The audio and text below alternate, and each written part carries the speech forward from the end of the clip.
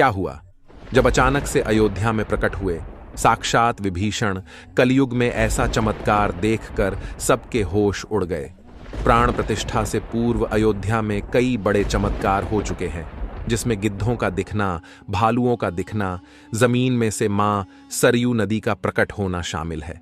लेकिन इस चमत्कार को अभी तक का सबसे बड़ा चमत्कार कहा जा रहा है, जिसके पीछे की सच्चाई जानकर आपके पैरों तले जमीन खिसक जाएगी। आखिर क्या है सच्चाई? क्या सच में लंका के राजा विभीषण अपने मित्र राम लल्ला से मिलने पहुंचे हैं? क्या विभीषण आज भी जीवित है? ऐसे कई रहस्य से पर्दा उठेगा आज की इसी वीडियो में।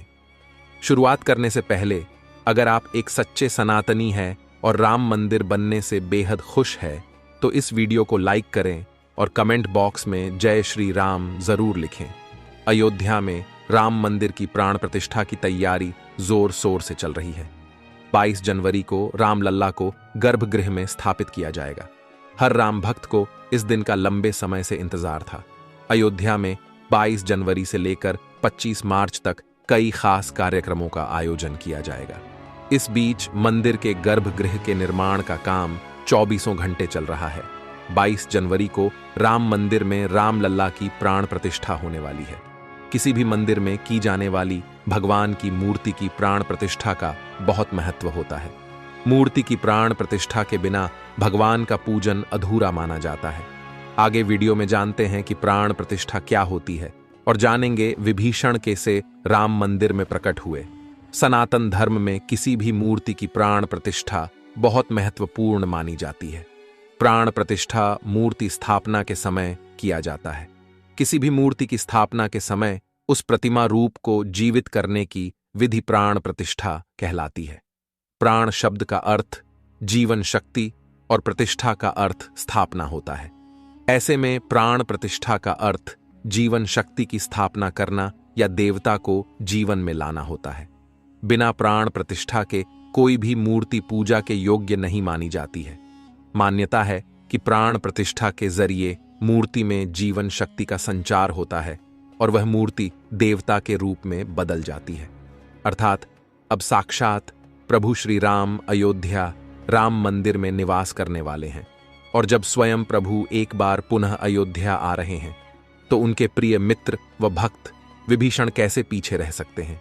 क्योंकि जब प्रभु श्री राम ने रावण का वध किया था, लंका पर विजय पाई थी और पुष्पक विमान के जरिए जब वह फिर से अयोध्या लौटे थे, तब प्रभु श्री राम के साथ विभीषण जी भी अयोध्या आए थे और कई दिनों तक अयोध्या में ही रुके थे। इसके बाद उन्होंने लंका का राज सिंहासन संभाला और लंका के राजा बन गए। यानी प्रभु श्री राम की भक्ति उनके लिए बहुत भाग्यशाली साबित हुई है, क्योंकि जो राम की शरण में आ जाता है उसका उद्धार निश्चित है। लेकिन क्या विभीषण आज भी जिंदा है? इसका जवाब आपको आगे की वीडियो देखकर पता चलेगा। हिंदू धर्म की पौराणिक कथाओं के अनुसार माना जाता है कि 8 महान विभूतियां आज भी सशरीर जीवित हैं, जिनमें से कुछ रामायण काल के हैं तो कुछ महाभारत काल के, तथा कुछ विभूतियां उससे भी पहले के काल से आज तक जीवित हैं। पौराणिक मान्यता के अनुसार विभीषण, अश्वत्थामा, बलि, वेदव्यास, हनुमान जी, कृपाचार्य, भगवान परशुराम और मार्कंडेय ऋषि चिरंजीवियों में शामिल हैं। चिरंजीवी का अर्थ होता है जो सृष्टि के अंत तक जीवित रहे और जिसकी उम्र भी ना बढ़े, और विभीषण भी इन्हीं चिरंजीवियों में से एक है जो आज भी इस धरती पर मौजूद है और अनंत काल तक जीवित रहेंगे। लेकिन यह वरदान आखिर उन्हें किसने दिया, यह बड़ा जानने का विषय है। भगवान राम के अनन्य भक्त विभीषण बाल्यकाल से ही धर्मपरायण रहे। वह अपने बड़े भाई रावण के धर्म विरुद्ध कार्यों का विरोध भी करते थे। उन्होंने लंका युद्ध में भी धर्म का पालन करते हुए भगवान राम का साथ दिया। इसलिए प्रभु श्री राम ने उन्हें सृष्टि के अंत तक अजर अमर रहने का वरदान दिया। जब कलयुग का अंत होगा उस समय भगवान विष्णु एक बार फिर से अवतार लेंगे, जिसका नाम कल्कि होगा। तब ये 8 चिरंजीवी भगवान कल्कि का साथ देंगे और फिर से सतयुग की स्थापना करेंगे। इसका मतलब यही निकलता है कि विभीषण आज भी जीवित है, लेकिन आखिर प्राण प्रतिष्ठा से पहले उन्हें राम मंदिर में उन्हें कब और कैसे देखा गया, आगे वीडियो में जो घटना हम आपको बताने वाले उसे सुनकर आपके होश उड़ जाएंगे।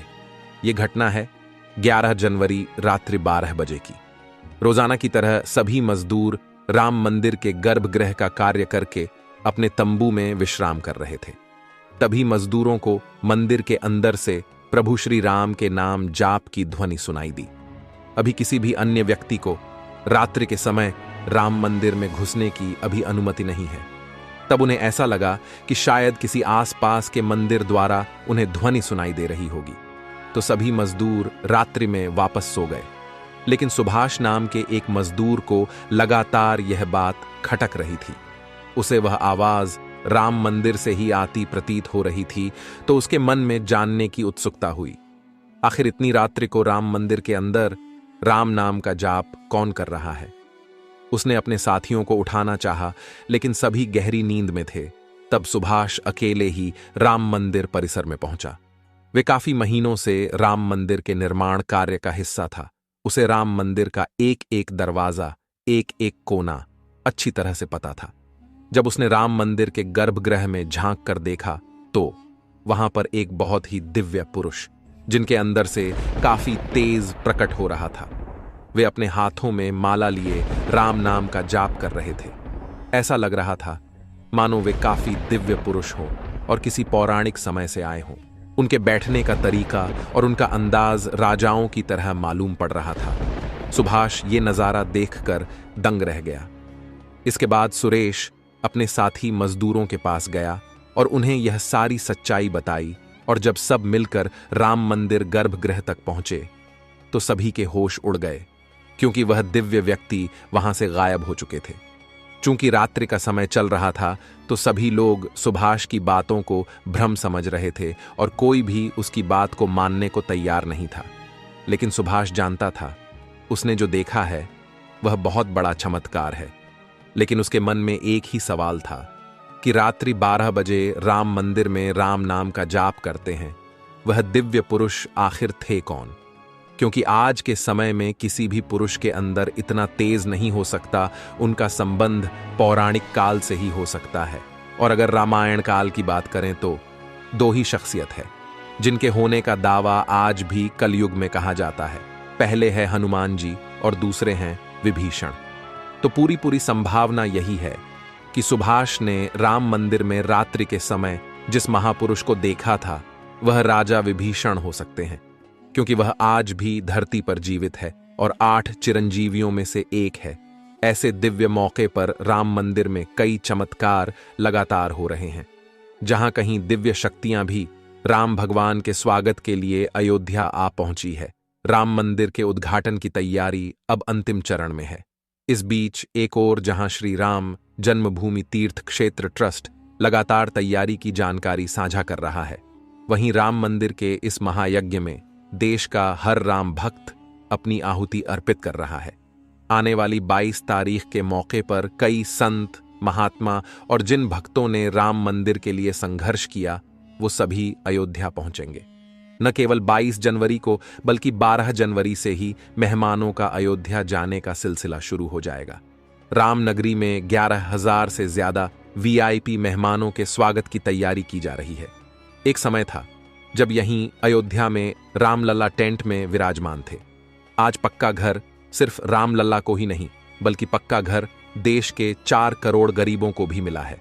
रामायण के समय में अयोध्या को स्वर्ग कहा जाता था। देवता इस स्वर्णिम नगरी कहते थे, क्योंकि यह नगर चारों तरफ से हर प्रकार की सुविधा से युक्त था। लेकिन जब मुगल आक्रांताओं ने भारत पर आक्रमण किया तो पूरे अयोध्या नगर को उजाड़ कर रख दिया। मंदिर के ध्वस्त होने के बाद कई सालों तक यह भूमि वीरान रही और किसी भी हिंदू सनातनी को इस क्षेत्र में आने की अनुमति तक नहीं थी। लेकिन पुनः प्रभु श्री राम जी की कृपा हुई। यहाँ श्री राम का भव्य मंदिर बनने के बाद यहाँ आने वाले लोगों की संख्या में बहुत बड़ी वृद्धि होगी। इसे ध्यान में रखते हुए सरकार ने अयोध्या में हजारों करोड़ रुपए के विकास कार्य किया है। राम मंदिर की प्राण प्रतिष्ठा से पहले प्रधानमंत्री मोदी ने अयोध्या में अलग अलग विकास कार्यों का उद्घाटन किया और महर्षि वाल्मीकि इंटरनेशनल एयरपोर्ट अयोध्या धाम भी लोगों को तोहफे में दिया। इस एयरपोर्ट को पूरी तरह से भगवान राम से जोड़ा गया है, जिसकी दीवारों पर भी आपको श्री राम से जुड़ी सजावट देखने को मिलेगी। इस एयरपोर्ट के अंदर घुसते ही हमेशा लगता है हम फिर से रामायण काल में आ गए हो। आपको बता दें कि इस एयरपोर्ट को 20 महीने के रिकॉर्ड समय में तैयार किया गया है।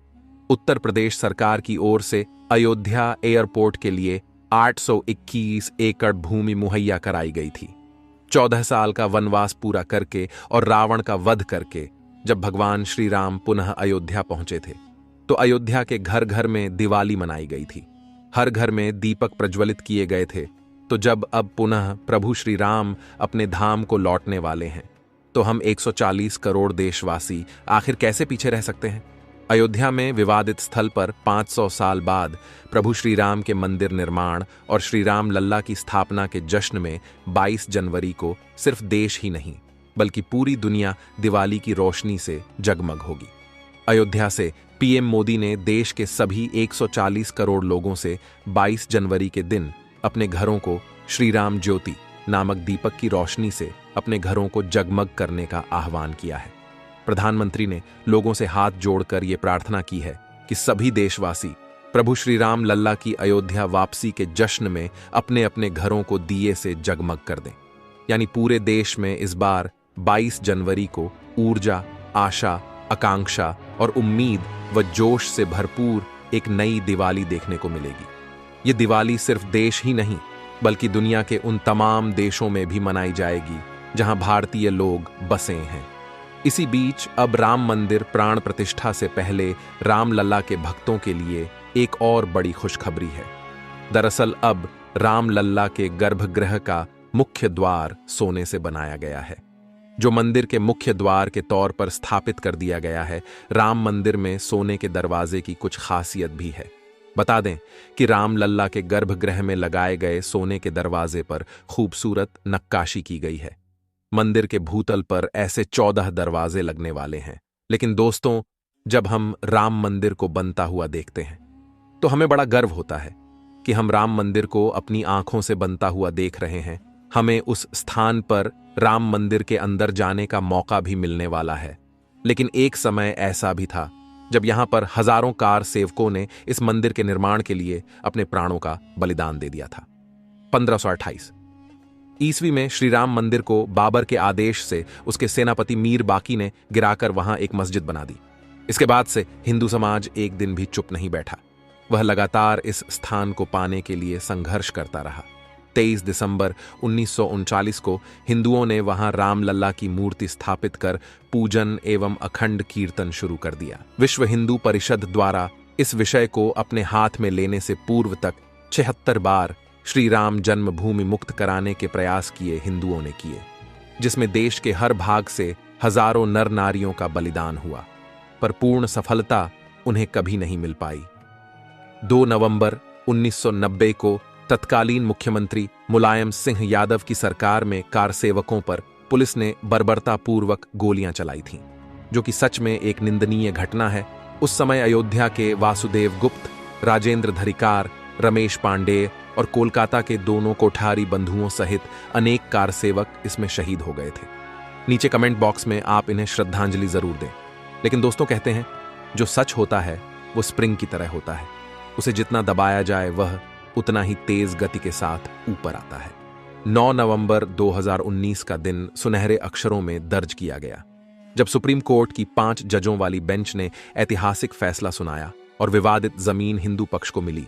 और अब 22 जनवरी 2024 को भव्य राम मंदिर के अंदर रामलाल की प्राण प्रतिष्ठा होने वाली है। इस प्राण प्रतिष्ठा के भव्य समारोह में देश विदेश की 11,000 हस्तियों का आमंत्रण दिया गया है। लेकिन दोस्तों, कुछ राजनीतिक दलों ने राम मंदिर किस भव्य समारोह में आने का न्योता ठुकरा दिया है। इसके संदर्भ में देशवासियों का कहना है कि दुनिया में देवता और राक्षस दोनों प्रकार के लोग रहते हैं। देवता मंदिर में प्रवेश कर सकते हैं, लेकिन रक्षा मंदिर के अंदर नहीं जाते। जो राजनीतिक दल मंदिर के प्राण प्रतिष्ठा में आने से मना कर रहे हैं, इन्हें राक्षसों के साथ जोड़कर देखना गलत नहीं होगा। जल्द ही राम मंदिर आम जनता के लिए भी खोल दिया जाएगा। राम मंदिर की भव्यता, लोगों के मन में राम मंदिर को लेकर के उत्साह और साथ ही साथ अयोध्या शहर का विस्तार उन सभी बलिदानों की आत्मा को शांति प्रदान करेगा। और देश के प्रगति में भी जरूर सहयोग करेगा। हम दोस्तों आशा करते हैं कि आज की वीडियो के माध्यम से आप राम मंदिर को और उसके इतिहास को करीब से जान पाए होंगे। सभी हमेशा करते। आज की वीडियो आपको पसंद आई होगी, लाइक जरूर करें और कमेंट बॉक्स में सभी कार्ड सेवकों के बलिदान के प्रति आप श्रद्धांजलि जरूर दें। साथ ही साथ कमेंट बॉक्स में कुछ सेकुलर हिंदुओं के लिए अपनी राय जरूर रखें, जिन्होंने राम मंदिर प्राण प्रतिष्ठा समारोह में आने का न्योता ठुकरा दिया है। हमारे चैनल को सब्सक्राइब जरूर कर लें, ताकि आपको हमेशा ऐसी सत्य चमत्कारी घटनाएं देखने को मिलती रहे। अभी के लिए आप सभी को हर हर महादेव।